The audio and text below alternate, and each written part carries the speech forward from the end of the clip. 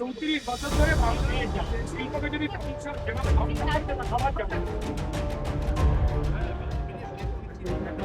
মানুষ যাদের কালো করে দিয়েছে তারা আবার সাদা করছেন। তো এবার কি একাডেমিটা প্রতিযোগিতার জায়গা হবে?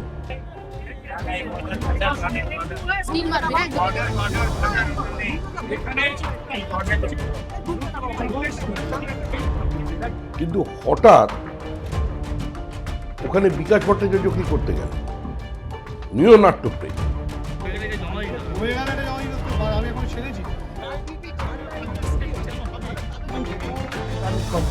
বেশ কিছু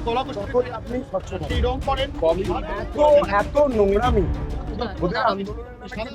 হ্যাঁ হ্যাঁ দাদা যাও। একাডেমি নিয়ে কিছু অপ্রাসঙ্গিক মানুষ প্রাসঙ্গিক হতে চাইছেন। সমস্যাটা এখানেই। হঠাৎ একদিন লাল পতাকায় একাডেমি মুড়ে ফেলা হলো। তার প্রতিক্রিয়ায় কয়েকজন মানুষ একটি বিশেষ ঘরের বাইরে গেরুয়া রং লাগিয়ে দিয়েছিল। বেশ কিছু নাট্যকর্মী, পরিচালক তারা আমার কাছে এসেছিলেন। আমি তাদের কথা দিয়েছিলাম যে এ ধরনের কোনো কাজ বিজেপির পক্ষ থেকে হবে না, এবং আমি সময়ও দিয়েছিলাম যে এর মধ্যে আমি ব্যাপারটা দেখে নেব। তো রাজনৈতিক কারণে আমারও একটু দেরি হয়েছে, তার জন্য আমি দুঃখিত।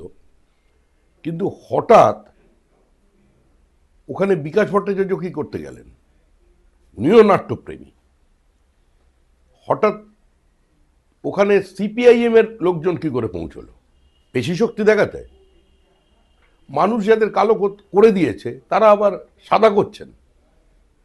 তো এবার কি একাডেমিটা প্রতিযোগিতার জায়গা হবে? আমরা চাই না সব জায়গায় গেরুয়া রং লাগাতে, কারণ গেরুয়া ত্যাগের প্রতীক, তিতিক্ষার প্রতীক, ভারতীয় সংস্কৃতি ঐতিহ্যের বহমানতার প্রতীক। যেখানে সেখানে গেরুয়ার ব্যবহার করা যায় না। তারা করেছেন, আমি খবর নিচ্ছি, কিন্তু ক্রিয়া করলে প্রতিক্রিয়া হয়ে গেছে। এটা তো করা উচিত হয়নি। রাজনীতির অনুপ্রবেশের দরকার ছিল না কোনো। হঠাৎ কি এত শক্তিশালী হয়ে গেলেন? তাহলে এবার আমাদের লোকজন যাবে, এটা ঠিক নয়। ওটাকে রাজনীতির বাইরে রাখা উচিত।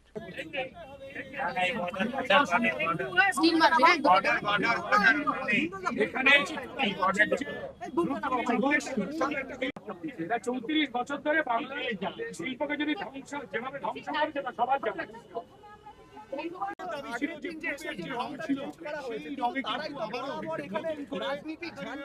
আমাদের ভিডিও ভালো লাগলে লাইক এবং শেয়ার করুন।